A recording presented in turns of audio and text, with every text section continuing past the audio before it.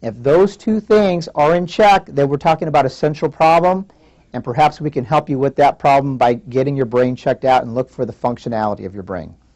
We'll be back later to continue this discussion with AIDS Project Los Angeles. But right now I'd like to acquaint you with some city services that can be quite helpful. The message now is from the Department of Sanitation. I am Nashid Kakarala with the City of Los Angeles Bureau of Sanitation Citywide Recycling Division. Today I will talk about sharps and how to properly dispose of sharps. Sharps can be needles, lancets, other such devices the residents use at in-home settings to either self-administer medications or to monitor their health. So if residents who use sharps are encouraged to use what are called sharps containers. A sharps container is one, it's puncture resistant, it's rigid, and it can be tightly sealed. See, once you seal it up, sharps don't come out of there. We have these at Department of Rec and Park senior centers, at pharmacies, and other participating locations. So a resident would come into the senior center and take a sharps container home, put their sharps in there. So once the sharps container is full, the resident would bring their tightly sealed sharps container to a drop box that looks something like this. They would get the key from the center and open it up and drop it in there. For more information, seniors can go to our website, www.lacitysan.org. That is LACITYSAN.org. Or call our 1-800 number, 1-800-98-TOXIC, 98TOXIC. Thank you. That is great news from the Department of Sanitation. And now it's time to hear from Brenda Barnett from the Department of Animal Services. What I'd like you to know, if you're going to adopt an animal from Los Angeles Animal Services, is that that companion animal is going to be spayed or neutered before you take her home, or him home. We're also will have given the vaccines that are appropriate up to that age. So you'll come with an animal and you'll get a free vet certificate to go for a vet check with one of our local licensed veterinarians to make sure everything is A-OK with your companion animal. So those things are all included. Also for seniors, there are fee reductions for seniors who have income levels that qualify. So there's a number that's rolling across your screen, and that's the number that you call to find out more of the details. We have a reduced adoption fees. In some circumstances, you can even get a free dog license. So call us, come on down. We've got love just waiting for you. Hold on, we'll be right back. You think it can't happen to someone like you? Are you crazy? It could happen to anyone. Knowing can save your life, or the life of someone you love. Hey, it's free. It's painless and easy. Don't be scared. Just get tested. Know for sure. Get an HIV test now. Hey, buddy, doesn't this tree seem a little dry?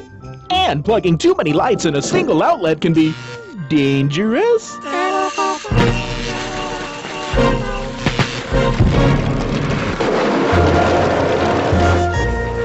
Buddy, you overloaded the circuits and yourself. Next time, use the water for the tree. How'd you know? The ball. The ball knows it all.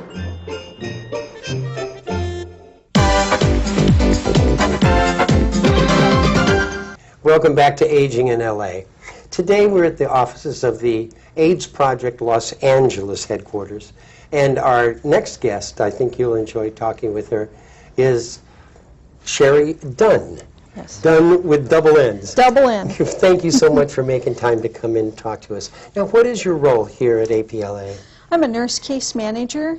I go out to see people in the community anywhere in Los Angeles County to see those persons who need case management, who are primarily homebound, who need to be connected with services in LA County. Right. Oh, boy. And that can mean anything, from transportation to housing to attendant care, mental health services, Sure. working with various departments throughout LA County. Wow, that's fantastic. Now, what is your reception? Some people are so reluctant to seek help, yet by the time you've come in, they've asked for your help, right? Well, sometimes it's very difficult for people to receive strangers into their homes. Sometimes it's very difficult to admit that you need help and that you're allowing someone to come in and assess your medical status, your psychosocial status, and to refer you to various resources. A lot of people like to do things on their own, and and that's great, but there are times when someone is at the point where they can't do it by themselves. They really don't know how to access some of the resources in LA County because the phone trees are very difficult to negotiate, and they don't know how to access these things. Right, and that's assuming that they have admitted to themselves, I have a problem.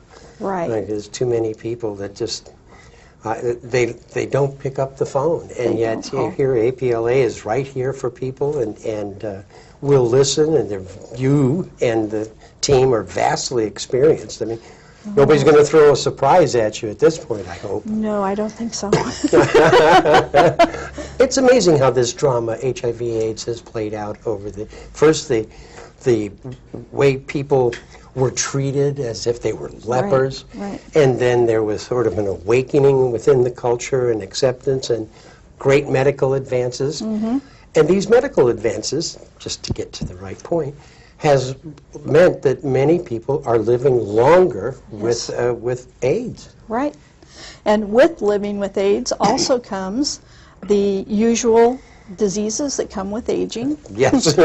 Such as diabetes, high blood pressure, heart disease, cancers, a myriad of diseases. So not only do we manage people who have HIV and AIDS, but also the comorbidities that come along with that, because some of them are highly related, in addition to things such as hepatitis B and C. Sure. Well, that has stalked the community for ages. And those darn dirty needles. Oh, my God. How about drug use among seniors living with AIDS? I mean, they're on so many meds anyway. Is that a particular issue that you need to address sometimes, to say, I think you need to talk to someone? Well, I think that in any segment of the population, there are people who use drugs. Yes. So it doesn't matter if we're talking about an adolescent to young adult to seniors. It happens. So yes, it's true, because some of our seniors have lived through the primary epidemic, and they were doing drugs all along the way, and they're still doing them. Yes, that's true enough. How about the volunteer base? Are you finding that the seniors are willing to share their stories and their history to the younger gay community?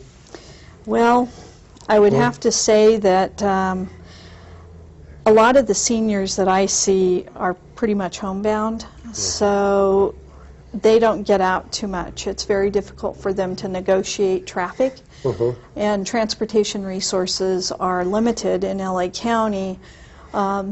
I think that some of the criteria to access some of the access services, for instance, make it very difficult for some of our seniors to be able to get around.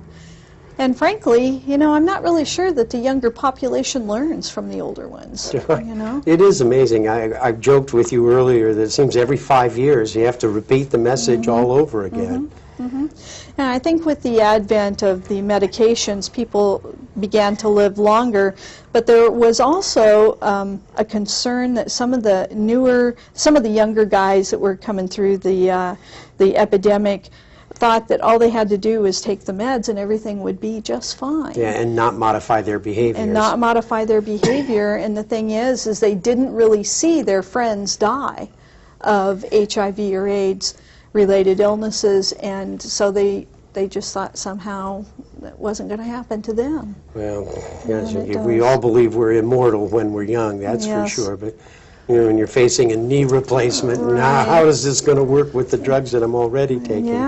Is that the kind of stuff you see now? Oh, yes. Oh, yes. Sure.